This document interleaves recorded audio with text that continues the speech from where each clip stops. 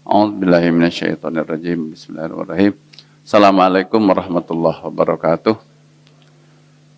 Alhamdulillahilladzi khalaqal insan 'allamahul bayan.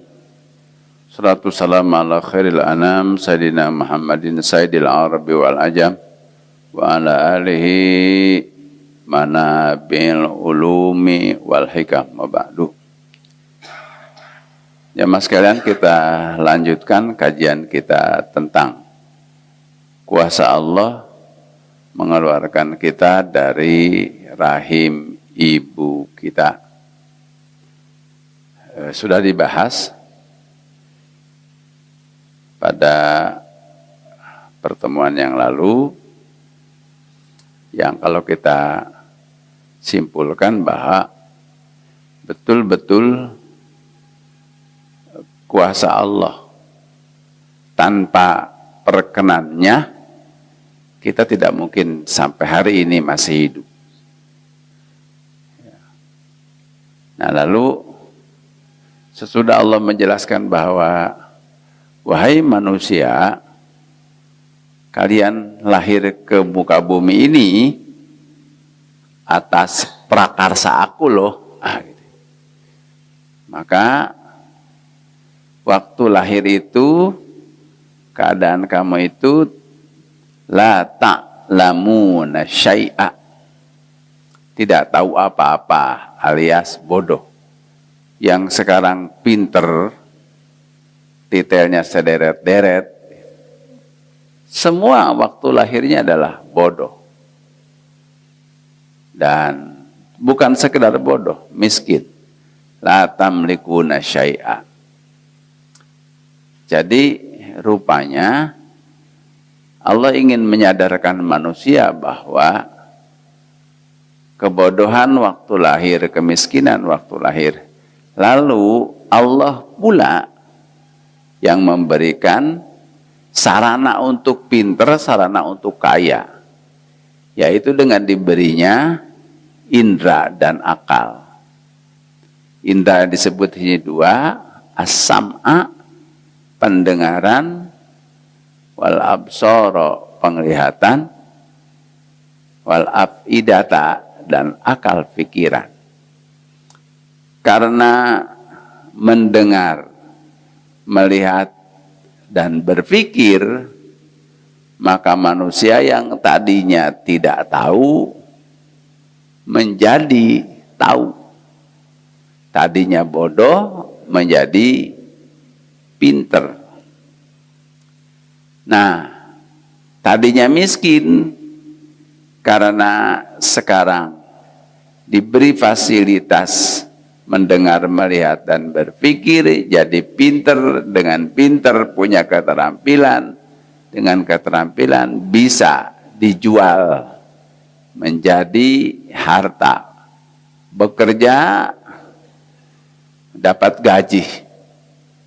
Tadinya manusia lahir miskin, telanjang, tidak sehelai benang pun melilit di tubuhnya. Sekarang menjadi kaya. Nah, apa yang kita tahu sekarang, yang semula tidak tahu, dan apa yang kita punya sekarang semula tidak punya, itu ada dua bentuk. Sebagai pemberian Allah, ada sebagai titipan Allah. Bedanya apa? Kalau pemberian diberikan oleh Allah kepada objek, tapi kelak nggak dimintai pertanggungjawaban, diberi saja. Ada pemberian sebagai titipan. Titipan itu diberikan oleh Allah kepada objek, kepada kita manusia, tapi nanti ditanya oleh Allah. Nah, titipan. Nah, jadi beralihnya hak milik pihak pertama kepada pihak kedua, dan sesudah di tangan kedua tak ada ikatan lagi dengan pihak pertama, itu namanya memberi sebagai pemberian. Tetapi diserahkan kepada pihak kedua, tetapi hak pertama tidak putus. Dan suatu saat akan dimintai pertanggungjawabannya, itu namanya titipan. Nah sekarang kita tanya, apa yang kita peroleh sekarang, mana yang titipan, mana yang pemberian? Kita baca sabda Nabi, la tazulu qadama abdin yaumal qiyamah hatta yus'ala an arba'in. Tidak beranjak dua kaki manusia pada hari kiamat. Jadi begitu bangkit, mau beranjak ke padang mahsyar, tidak beranjak sebelum ditanya tentang 4 hal. Apa yang 4 hal itu? An jismihi, jasadnya. Pertanyaannya apa? Fima ablah, hancur menjadi apa? Kalau jasad ini kita pakai sekarang, lalu nanti di akhirat ditanya, berarti jasad ini titipan apa pemberian? Titipan. Karena ditanya nanti. Yang kedua, wa an umrihi fi ma'afnah. Dan umurnya akan ditanya. Tadi fisik, sekarang rentang waktu yang kita jalani sampai akhir nafas. Ditanya, apa pertanyaannya? Fi ma'afnah, habis dipakai apa? Kalau rentang waktu hidup kita dari mulai akil balik sampai mati ditanya, berarti rentang waktu hidup kita itu bukan punya kita, itu titipan, amanat. Yang ketiga, wa an ilmihi bima amila bih. Akan ditanya apa? Ilmunya. Pertanyaannya apa? Menjadi amal apa? Jadi udah berapa? Berapa? 3. 1 apa? Jasad. Pertanyaannya hancur dipakai apa? Terus 2, umur, habis dipakai apa? 3, ilmu, menjadi amal apa? Yang keempat, an malihi, hartanya. Pertanyaannya 2 kalau harta. Min aina iktasabahu wa bima anfaqahu. Dari mana dia memperoleh harta itu dan kemana dikeluarkannya. Jadi yang 3 terdahulu pertanyaannya satu-satu. Jasad hancur dipakai apa? Umur habis dipakai apa? Ilmu menjadi amal apa? Tapi harta pertanyaannya 2. Apa tadi? Dari mana dan dikemanakan. Sebab boleh jadi ada orang,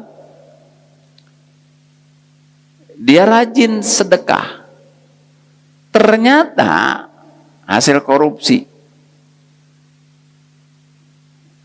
Berarti mengeluarkannya baik, tapi masuknya nggak baik. Atau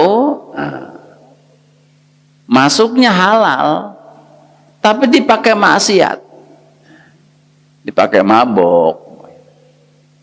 Oleh sebab itu maka pertanyaannya 2. Jadi nanti di akhirat itu yang ditanya, pertanyaan itu ada berapa semuanya jadinya?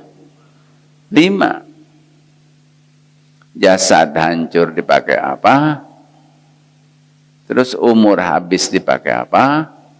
Ilmu menjadi amal apa? Dan harta dari mana dan dikemanakan. Apa kesimpulan kita? Kalau begitu, hidup ini adalah titipan, amanat dari Allah. Kenapa harta? Pertanyaan 2. Di Quran itu harta itu ada 2 kosakata yang dipakai. Ada mal. Mal itu bukan mall ya, jangan salah. Mal artinya miring, cenderung, selingkuh, itu arti harta. Jadi negatif. Itu Pak Umay hitung, itu kata harta digunakan dengan kosakata mal, itu terulangnya lumayan banyak, 86 kali di Quran. Di Pak Umay hitung dari Mujamah Fahrosh.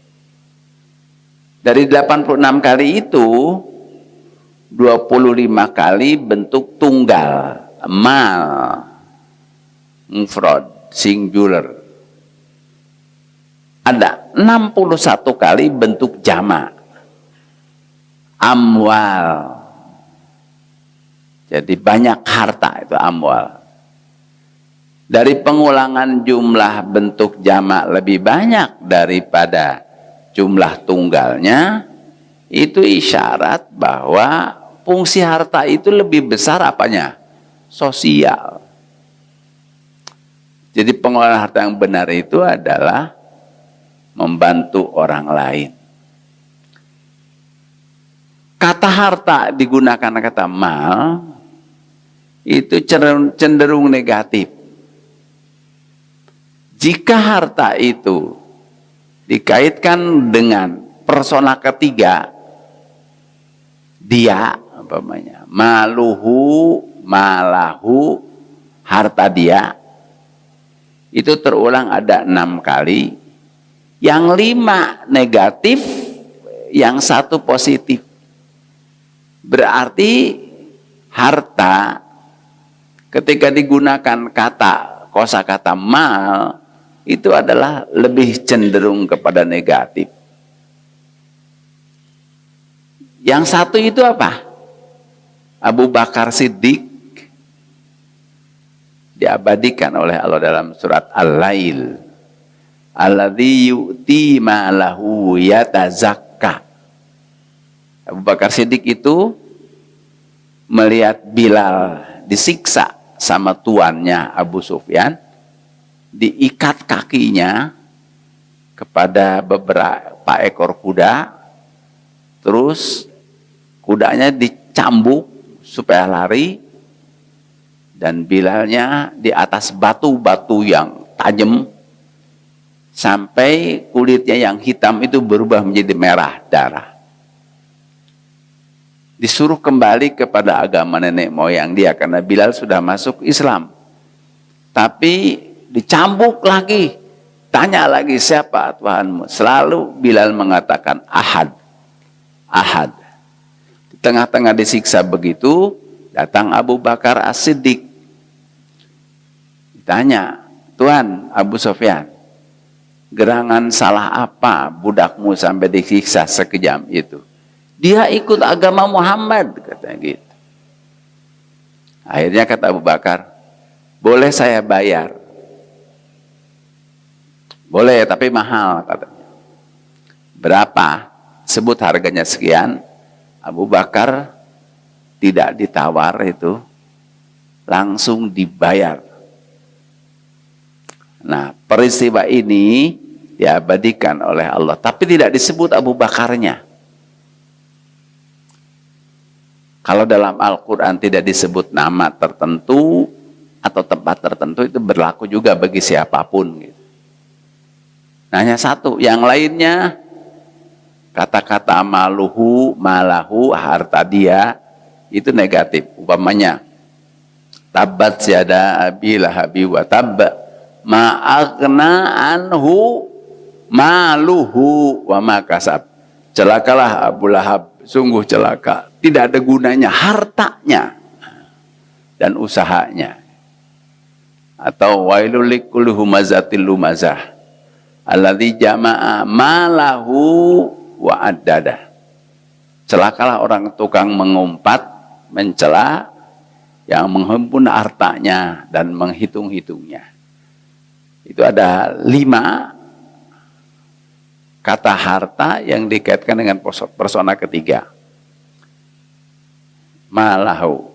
Semuanya negatif kecuali satu. Jadi lagi-lagi kata harta digunakan kata mal itu adalah cenderung negatif. Tapi harta di Quran itu digunakan kata khair. Khair itu pilihan atau baik. Ada 4 kali di Quran harta digunakan kata khair. Bayangkan ya, 86 berbanding berapa? 4. Jadi itu harta itu godaan yang paling berat membuat manusia lupa kepada Allah. Nah, karena harta itu punya kecenderungan negatif lebih besar, maka diingatkan oleh Rasul bahwa harta itu adalah berpotensi besar membuat manusia lupa kepada Allah. Ada nggak orang yang ketika miskinnya dia rajin salat berjamaah, begitu usahanya maju jadi kaya, nggak kelihatan lagi ke masjid? Ada nggak begitu? Ada. Nah, itu ya. Jadi di Quran itu ada 5 faktor yang berpotensi manusia membuat lupa kepada Allah itu. Semuanya berkaitan dengan materi harta. Nah, terus sesudah Allah menerangkan bahwa manusia itu waktu lahir dikeluarkan oleh Allah, waktu lahir tidak punya apa-apa dan tidak tahu apa-apa, lalu Allah memberi pendengaran, penglihatan, akal, pikiran sehingga manusia menjadi tahu apa-apa, pinter, punya apa-apa, kaya.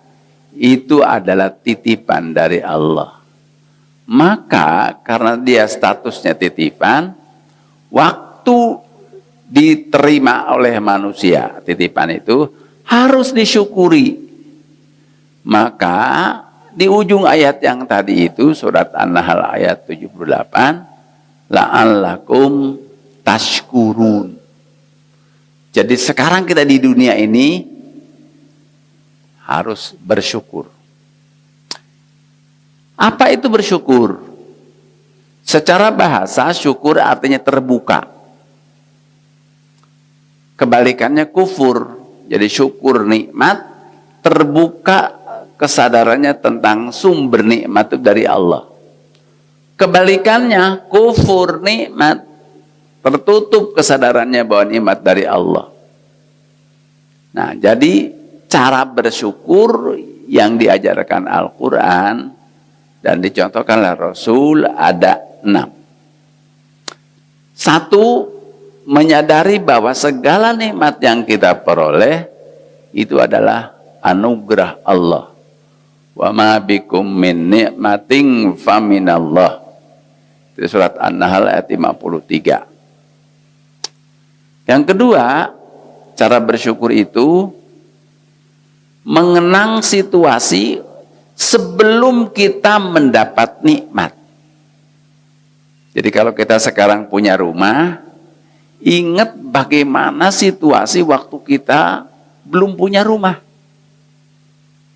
Kalau kita sekarang punya istri, ingat bagaimana situasi waktu kita belum punya istri. Dan seterusnya. Nah, Rasul diingatkan oleh Allah, alam yajidka yatiman fa'awa. Wahai Muhammad, tidakkah Tuhanmu mendapatimu yatim lalu Allah merawatmu?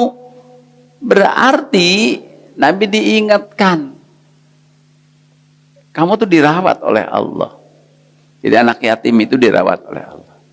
Wa wajadaka dhallan fahada. Dan Tuhanmu mendapatimu bingung lalu dia memberikan bimbingan. Wa wajadaka ailan fa'agna. Tuhanmu mendapatimu miskin lalu Allah bikin kaya. Jadi ayat ini mengisyaratkan bahwa orang yang bersyukur itu selalu mengenang sebelum dapat nikmat. Jadi kalau kita punya pekerjaan sekarang, ingat waktu nganggur. Jadi kalau sekarang kita sehat, ingat waktu sakit. Itu syukur. Yang kedua. Yang ketiga, peduli kepada orang yang senasib dengan kita waktu kita belum dapat nikmat. Ya kalau sekarang kita yatim, sekarang kita sudah dewasa, nggak yatim lagi. Betapa sedihnya orang yatim dan miskin. Maka Nabi diingatkan, karena kamu itu yatim dulunya, maka fa'ammal yatima fala taqhar. Karena tadinya kamu miskin, sekarang udah kaya. Wa ammas sa'ila fala tanhar. Jadi orang yang bersyukur itu peduli kepada orang yang senasib dengan dia waktu dia belum mendapat anugerah. Ya, jadi mohon maaf, itu Pak Umay berusaha menjalani itu. Ya, jadi karena dulu miskin, yatim gitu. Pak Umay punya beberapa anak yatim yang diurus, dibantu ya. Yang sekarang sudah mulai agak banyak gitu, sehingga di tengah-tengah sakit begini agak berat juga gitu ya. Gitu. Jadi kita harus peduli kepada orang yang senasib dengan kita waktu dulu. Itu cara bersyukur. Terus yang keempat, cara bersyukur itu memberdayakan nikmat itu sesuai dengan fungsinya yang dikehendaki oleh Allah. Mata untuk apa? Melihat apa? Melihat ayat-ayat Allah. Telinga untuk mendengar. Mendengar apa? Mendengar suara-suara kebaikan dan mengikuti kebaikannya. Yastami'unal qawla fayattabi'una ahsanah, kata Quran. Mendengar omongan yang baik lalu diikuti. Itu cara bersyukur itu. Kaki untuk apa? Berjalan. Berjalan kemana? Kepada kebaikan, ke masjid, ke pengajian, ke arisan, bukan ke tempat maksiat. Tangan untuk apa? Untuk berbagi, menciptakan kedamaian. Itu namanya syukur. Memberdayakan nikmat sesuai dengan fungsi yang Allah tetapkan untuknya. Yang kelima, cara bersyukur itu adalah menjaga nikmat dari dosa. Jangan lupa, penyebab jin dan manusia masuk neraka itu lahum qulubun la yafqahuna biha, punya hati tapi nggak pernah mikirin ayat Allah. Walau ma'yunun la yubsiruna biha, punya mata nggak pernah melihat ayat Allah. Walau adhanun la yasma'una biha, punya telinga tapi nggak mendengar ayat Allah. Berarti orang yang menyalahgunakan tidak sesuai dengan fungsinya itu disebut kufur nikmat. Terakhir, cara bersyukur itu adalah wa amma bi ni'mati rabbika fahaddits. Adapun terhadap nikmat Tuhanmu, hendaklah kamu menyatakannya. Maksudnya apa? Syukur, keluar pujian apa? Alhamdulillah atau walillahil hamd. Ada 6 cara bersyukur yang diajarkan Al-Quran kepada kita. Apa tadi?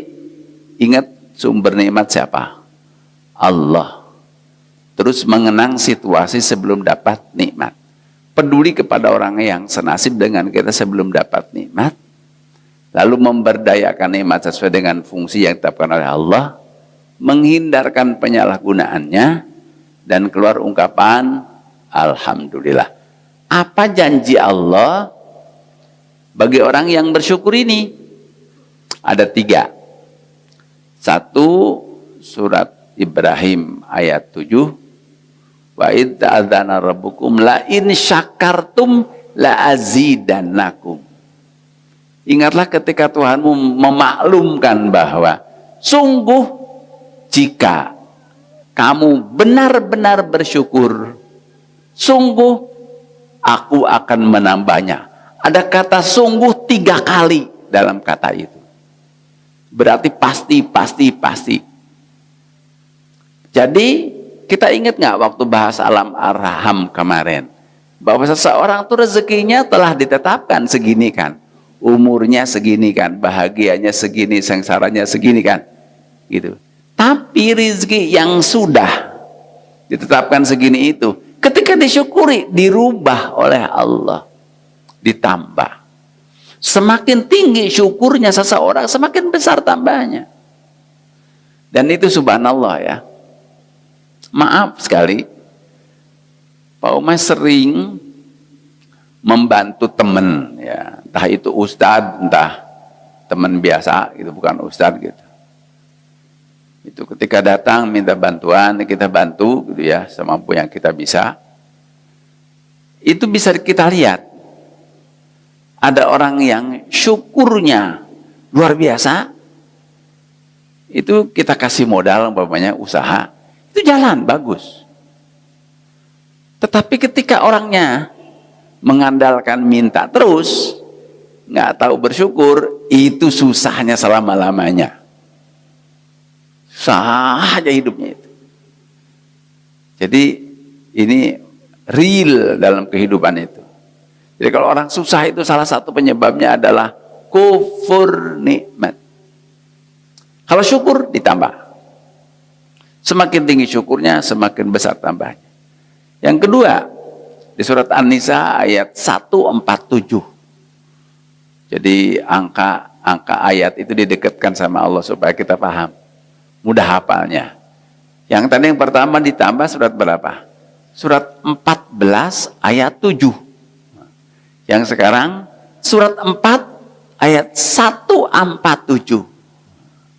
Apa kata Allah? Ma yaf'alullahu bi'adzabikum in syakartum wa amantum wa kana Allahu syakiran alima. Allah tidak akan mengadab kamu selama kamu beriman dan bersyukur, dan adalah Allah Maha banyak menerima syukur. Jadi dibebaskan. Kan seseorang akan diuji dengan keburukan kan? Waktu di alam rahim ditetapkan kadarnya. Itu keburukannya berupa kesengsaraan dihindarkan oleh Allah gara-gara syukur. Jadi syukur itu adalah menghindarkan azab. Yang terakhir di Quran surat 76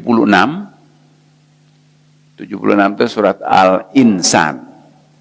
Pak Umay minta anak-anak imam sekali-kali baca ya, seminggu sekali baca ini As-Sajadah sama Al-Insan. Kalau tidak Jumat terlalu panjang, ya hari lain lah.